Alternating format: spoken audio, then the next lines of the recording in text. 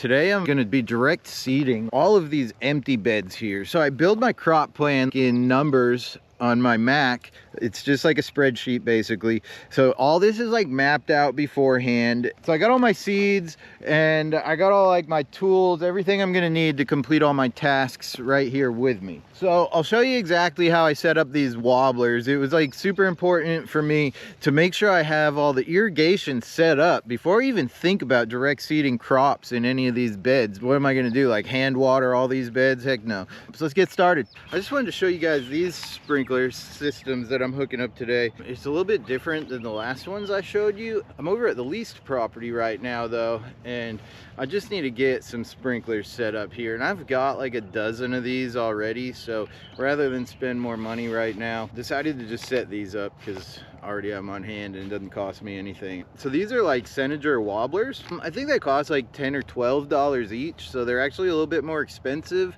than the other ones I showed you guys. They just like spray kind of like bigger droplets of water like everywhere, and that's kind of why I don't like it. I just end up with like these big circles. I put a Permalock fitting to a female pipe thread fitting here, and then I put plumber's tape on the threading because these things always drip. So it's about you know, about 2 foot tall riser, 3/4 inch mainline tubing, and a tomato stake zip tied, and that's it. So we installed, I've got 4 of them set up. I installed a set here and I installed a set here, and every 3 beds. So basically I've got 3 beds on this side of it, and then 1, 2, 3, 4, 5, 6 beds, and then another set of these over there. So I've got 8 sets of sprinklers covering about 20 beds.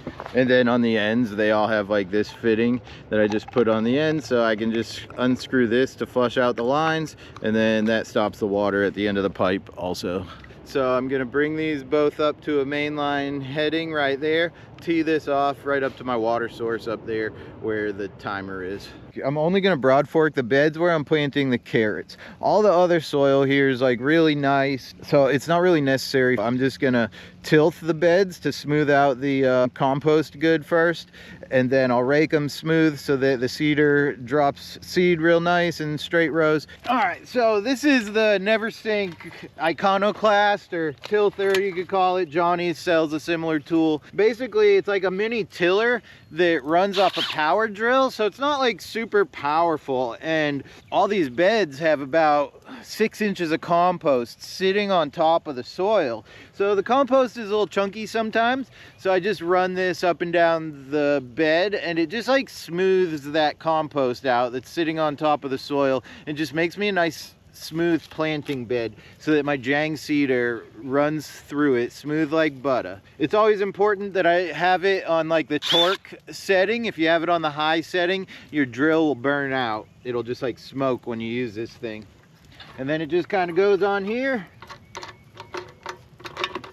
and then I just pull that buckle tight around there. You pull this trigger on the top, and so we're gonna go with Bolero carrot in the Jang seeder. So I just kind of like keep my Jang like this with all my seed rollers. So for carrots, I think I'm gonna use an F24. I'm gonna double check, and I double check that by going to paperpot.co. I basically just Google like Jang carrots, and then it just pulls up paperpot.co, and I click on it, and boom, they tell you their recommendations for planting carrots. Now, these recommendations come from Eric Stoltz of Steadfast Farm in Arizona. So, you know, you got to take it with a grain of salt. He's probably in a different climate than you are. He definitely is in a different climate than me.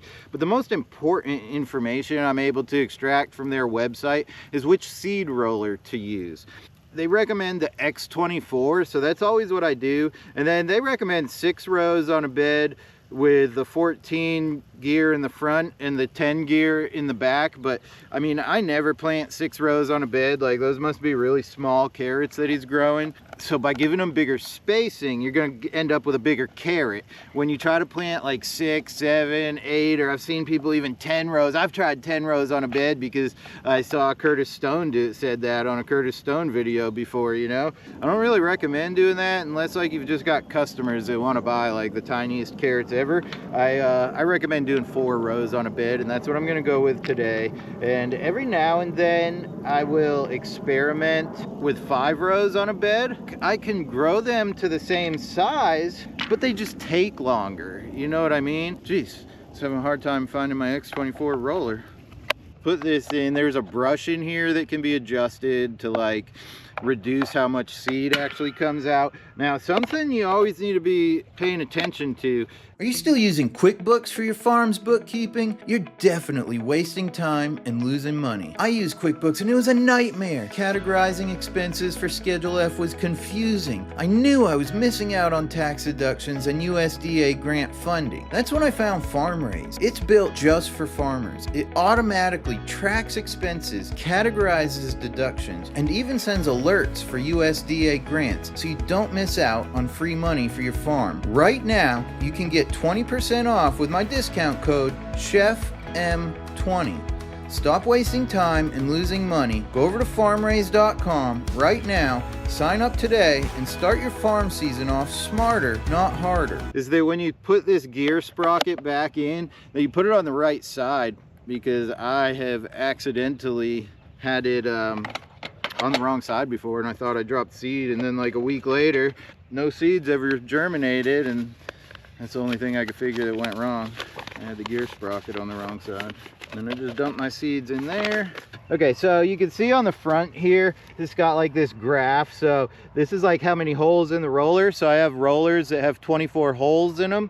Then this is the gears, and this is what the gears, how many inch spacing you're gonna get. So most of my seed rollers have 24 holes. That's really all I use. So I'm only looking at these bottom ones. That's the only ones that mean anything to me. You know, I'm just gonna stick with 1.5. That's what I did last time. So we're gonna do 1.5 inch spacing again today. We'll just keep it consistent. So I'm looking for an 11 and an 11 gear. And that's what I have already set up, I think, because I planted radishes at my house the other day, and I want the same with radishes. I hate when I get like those little tiny radishes, you know. If I give them a little extra space, then I just get nice big radishes. Nobody likes a small radish, you know what I mean? That's what she said. All right, so my seeder's all set up. Always make sure you put the lid on just in case it tips over so you don't lose all your seeds. All right, so the Jang's all set up. I'm gonna go broad fork my beds for the carrots while I run this irrigation, then we'll seed the carrots.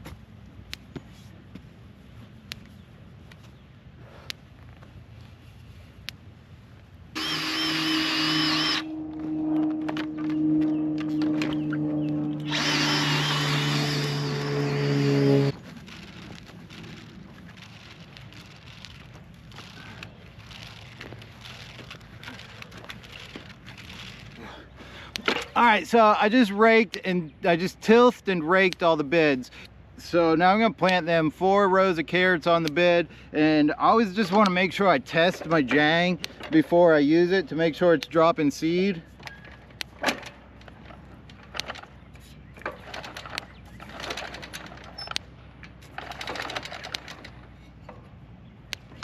Okay, so I saw some seeds come out, so I'm good. Whoa.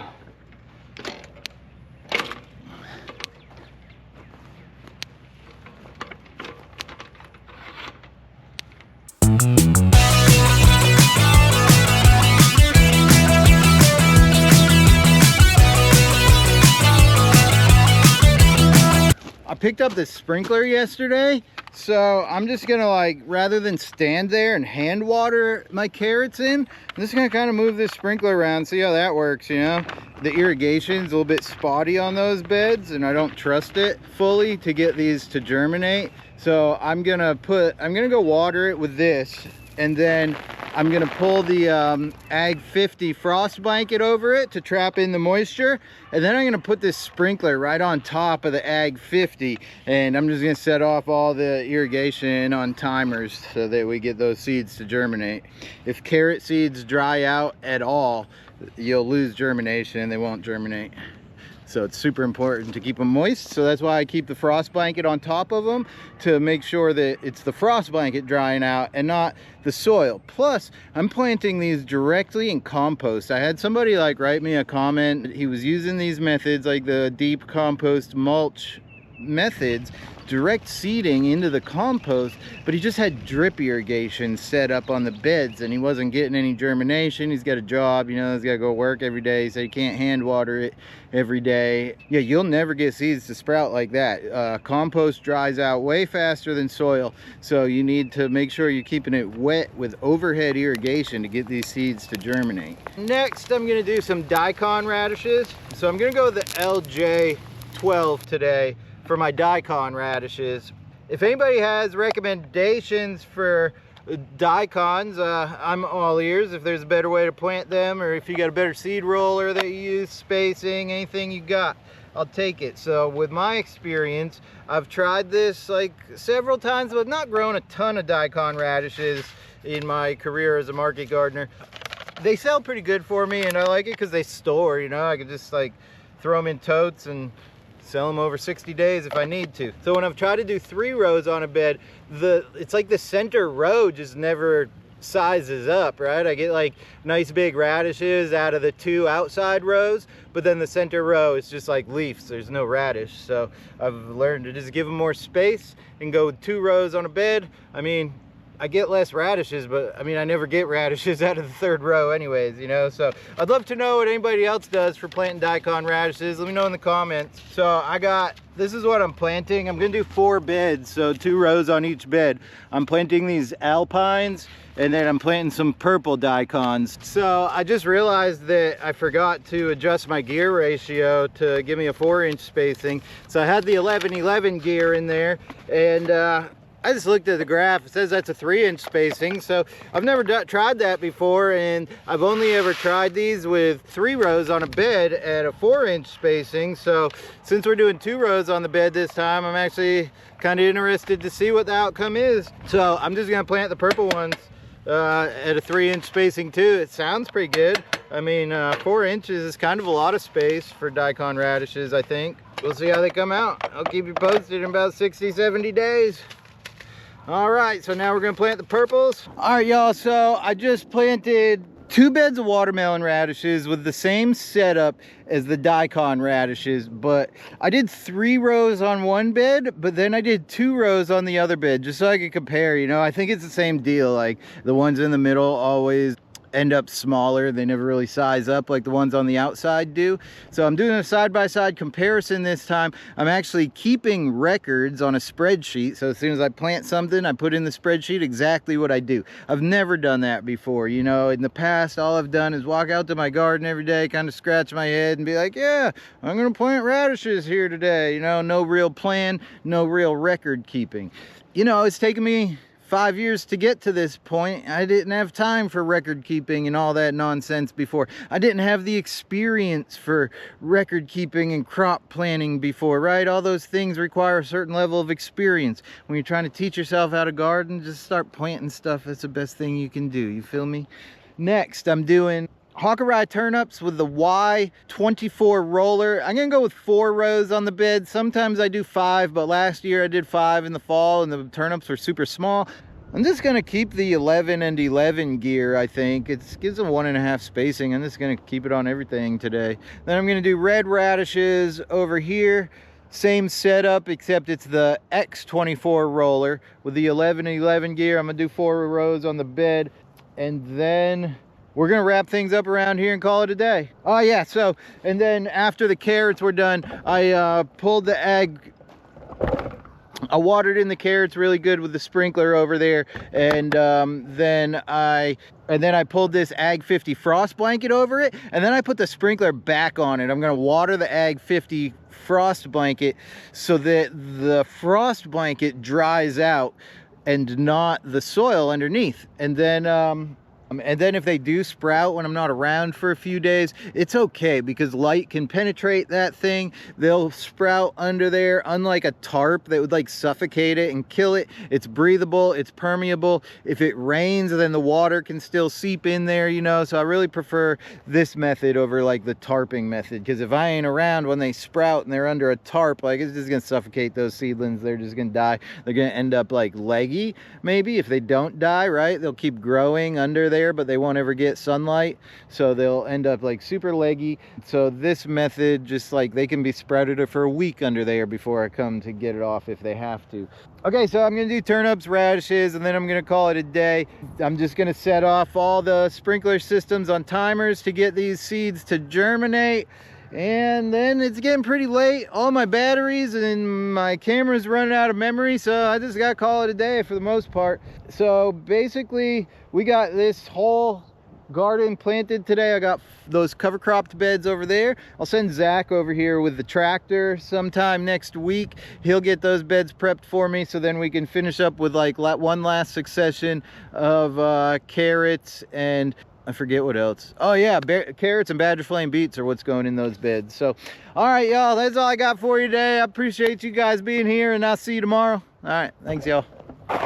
So, it's a few days later now. It's like super early in the morning. I just came over here today to check if my irrigation timers were actually going off. So when I set them up with like those cheap Orbits timers, and I was like, what the heck, man? What am I doing? I didn't trust them. I came over here one day to like see if they were going off, and they weren't. So I replaced the timer with like one of the Wi-Fi controlled timers so I can control it from my phone. And that gave me a lot more confidence. So I came over here this morning just to see if they're actually going off, and so everything's wet, and we got germination on the seeds over here. I'm gonna pull back this the frost blanket on these carrots and just water under there and pull the frost blanket back to make sure those are staying nice and moist and we get good germination on the carrots. But otherwise, I'll just show you what everything looks like 3 days later now. It's been about 3 days, so I'll show you everything, and everything's sprouted, looking good.